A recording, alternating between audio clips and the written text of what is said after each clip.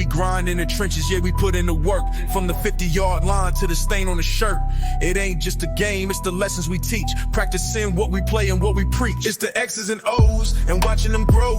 The playbook for life that you need to know. Where the gridiron grit meets the family time. We lace them up tight and lead from the line. Where fatherhood meets football. I got you. You got me. We got it. Here is your host, Coach Mac.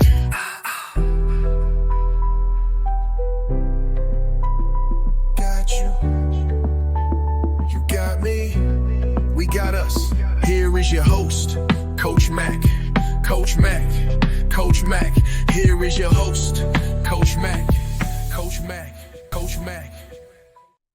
Yo, welcome into the first episode of Lead from the Line podcast. So today's episode is simply the why behind the whistle. Gonna just break it down a little bit and kind of tell you a little bit about myself, right? Let me give you a backstory on who I am and kind of what has led me to this point in my life and why I feel like now is the time to, start a podcast. So a little bit about myself. My name is Coach Mac. My full name is a little bit different, but everybody kind of calls me Mac. The kids I coach call me Coach Mac. So we're just going to go with Coach Mac. A little bit about myself. I became a dad, funny or not. I have two daughters. They're both 19 years old. One of my kiddos is adopted. She'll be 20 in December. She is a full-time employee and goes to school full-time as well. My 19-year-old also goes to school full-time. And so that's kind of when I became a dad, right, with those two girls. Add to that, I also have an 11-year-old son and a 9-year-old son. As far as sports in the family, I grew up in a small town. I literally played every sport possible. The hometown I lived in didn't have youth football, right? There wasn't a Pee-wee football league. There wasn't anything. There wasn't even flag football. Now, I'm not dating myself. I'm not that old. I'm only 38 years old. So we're not making it seem like I played when there were leather helmets and that's why there weren't leagues. But there really wasn't any of that. There was youth basketball, Little Dribblers. If anybody remembers Little Dribblers, shout out to Little Dribblers. So I did. I played youth basketball. My mom was the coach. As far as youth, I did every sport possible. Then once I moved on into middle school, being from a small school, you did everything. I was the point guard on the basketball team. I played a variety of positions on the football team, offensively and defensively. And we ran track, right? The coach in my middle school years and high school years was, hey, if you're going to play on my defense on Friday nights, then you also need to run track. And so, I just did a variety of things. I love sports. Sports is something that I'm very, very passionate about. And it's something that is just deep rooted in who I am, right? So that's kind of a little bit about me, a little backstory about my kids. I'm also happily married. I've been married for 14 years, absolutely loving my life. It's cool to see her transform in the current state we're in right now. We are definitely in the thick of being those sports parents, I guess is what you call it, right? Little backstory, we just finished up our tackle football season on this past Saturday, and it was amazing, right? This is kind of what we'll talk about as we go on, where I'm actively coaching at the moment. No, I'm not a high school football coach. I'm a youth football coach. I love to give back to the kids, right? Football taught me so many lessons. I did play football in college. Football taught me so many lessons, and lessons to this day that I still hold like near and dear to my heart. So this kind of leads me into the next point of kind of today's episode, the why behind the whistle. It's like why I decided to coach. And for me, I started coaching my girls really weren't into sports, right? They did a little bit of soccer, they did some volleyball, they did some stuff here and there, but I don't really think that sports is something that they really, wanted to pursue. And so we really didn't have a lot going on as far as sports as, daughter was growing up. But then fast forward, you have two little boys and it starts, right? I started coaching T-ball when my 11-year-old son was 4 years old. They called it blast ball. And that was kind of my first coaching, right? And I was the head coach of this team. And I tell you what, when you coach 4-year-olds, you get a true 4 and 5-year-olds, you get a true understanding of, my goodness, attention span, right? You have a short amount of time to drive home what you want to drive home, and then everything it becomes is play. And looking back on that, I really, really enjoyed that time because it kind of helped mold me into what I am today. Like, I've been through, some coaching situations that have really kind of shown me, like, hey, I do not want to be that coach. We'll get to that as we go on in these this first season of this podcast. And my biggest thing is I just don't want to cheat the kids, right? So if I'm going to sign up to coach, I'm going to give you everything. So fast forward there, I coached the baseball team for a little while. I purposely kind of kept my kids away from football because I knew once they got a taste of football, I knew exactly what was going to happen. And I was right. We started playing flag football during 2020. So our first season was right after, everything had been locked down for COVID. So my oldest son, we'll go with names so we kind of know who we're talking about. My oldest son, Bennett, he's 11 years old. He kind of got his first taste of football and absolutely loved it. I wasn't a coach on this team. I just kind of stood out on the side and assisted when needed. And it was amazing. It was cool to see my son, who knew a little bit about football, but to see him learn the game. Yes, it was flag football, but to see him kind of learn some fundamentals around football was amazing. And to see his to see him improve is what I was looking for. To see him just improve from the start of the year was absolutely phenomenal. It was really, really cool. What I plan to do too is eventually we'll do some videos. We'll turn this into a video podcast as well, and we can show some clips kind of from the olden days and things like that. But it was amazing. And then my youngest son, Boston, they're 2 years apart. So when it came time for him to play flag, absolutely. He had seen little brother. He kind of had seen older brother. He kind of had the exact same startup. He started playing a little bit of T-ball. And then once he got into football, he absolutely loved it. So from there, that's when I met one of the coaches that was on Bennett's first flag football team. And we kind of broke off and did our own thing.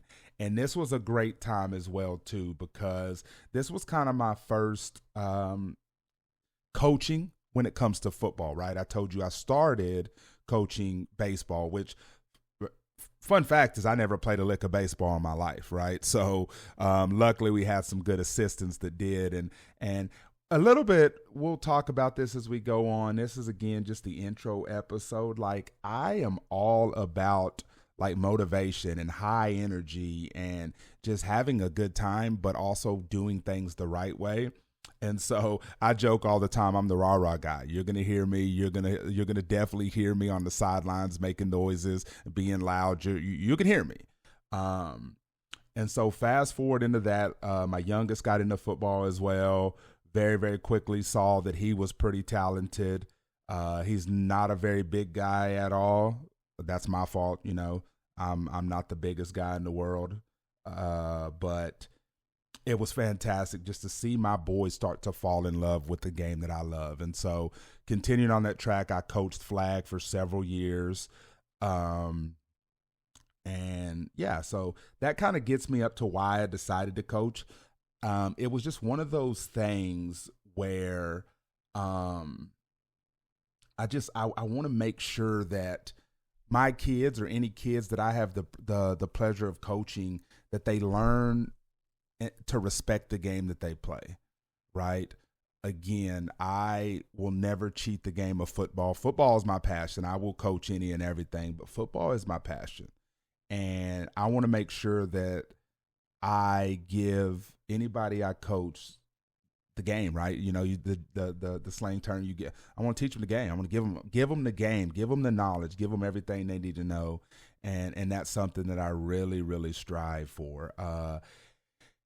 And so, kind of the last point I just wanted to talk to here is, you know, the moment I realized that, you know, my kids copied my tone, my body language, my reactions to sports, anything like that, is in this time I started coaching my oldest son.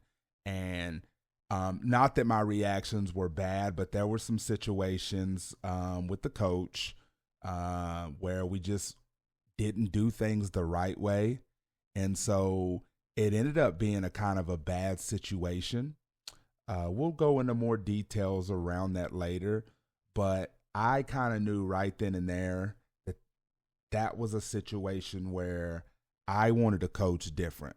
I wanted to bring a different approach to my kids, to anybody I coached, and always do things the right way.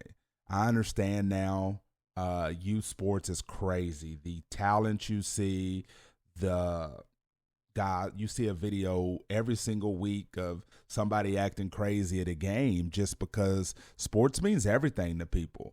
And it does to me as well, but there's just a way to do it the right way, right? There's a way to win with class. There's a way to lose with class. And kind of that's a little bit about why I coach and why I absolutely love what I'm doing. And so the point of this podcast, Lead from the Line, what that means to me is being on the front line for your kids. And whether you're a sports parent or not, whether you're a sports parent or not, if you're a dad, you still have an opportunity to lead. You know, you may not lead in that aspect of structure that sports give, but you still have that ability to be on the front line leading for your kids, right? That's one of the main things is like kids don't need perfect dads. They just need us to be present. They just need us to show up in every single situation, good, bad, and indifferent, right? We're in a generation nowadays where present fathers is everything, right? And that's more important than any game a child will ever play in their life. It's that fact that they know that they have that dad that's going to show up and show out for them. Now, hear me out. I always like to pull back. I am the biggest woman advocate in the world. I am nothing without the strong women in my life. 1,000%. I couldn't do it by myself. That starts from my mom. I have a great sister. But 1,000%, my wife is the rock that keeps everything under control in my house.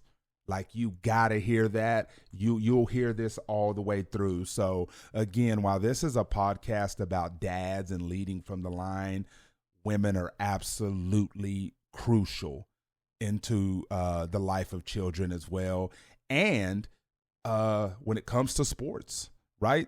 Most of these moms are teen moms. Most of these moms are team moms, not teen moms. Team moms, right? They organize stuff. They get everything ready. They wash the laundry. And so moms are very, very important in that aspect. And then another thing, kind of the last point for this episode, is that your child's confidence is going to be shaped by how you respond to mistakes. And, I skipped a point. We'll go back to that too. Coaching is leadership, not yelling.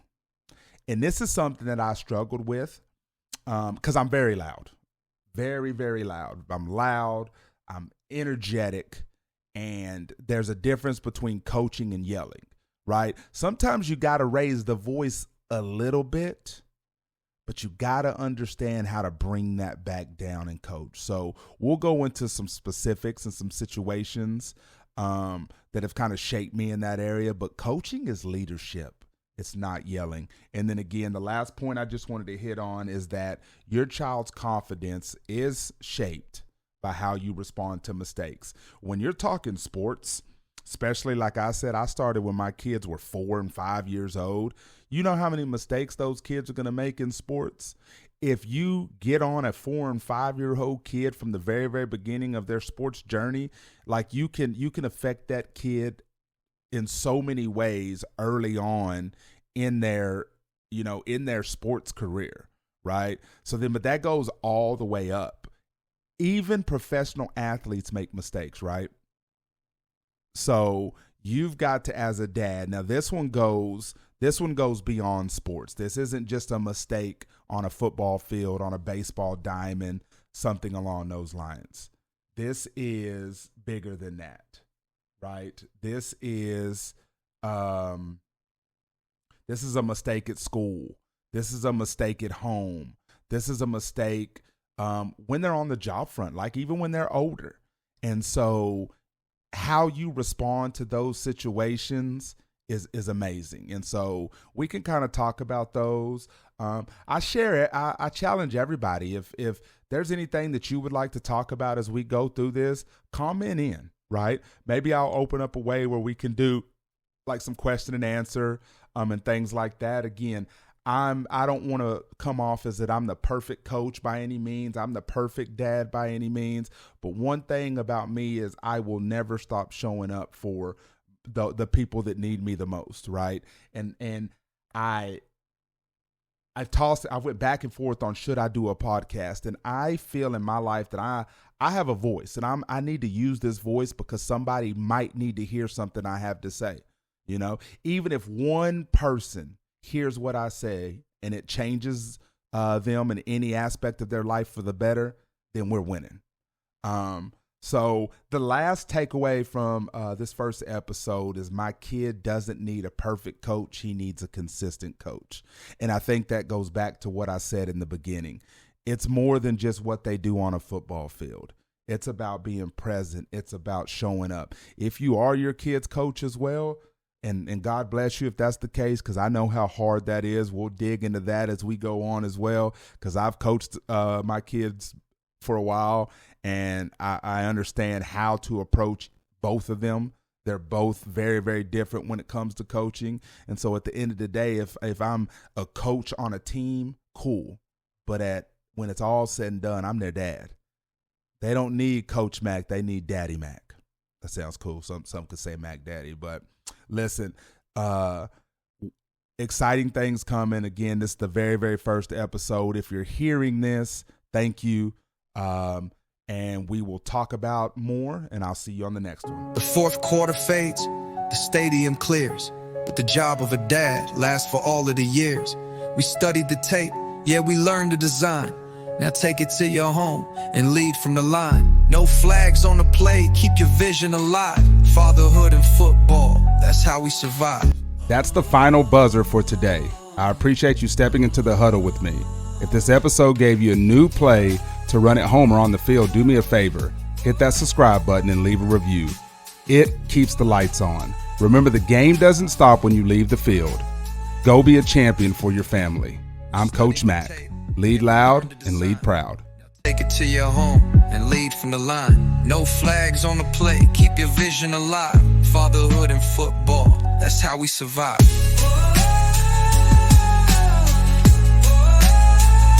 That's how we survive.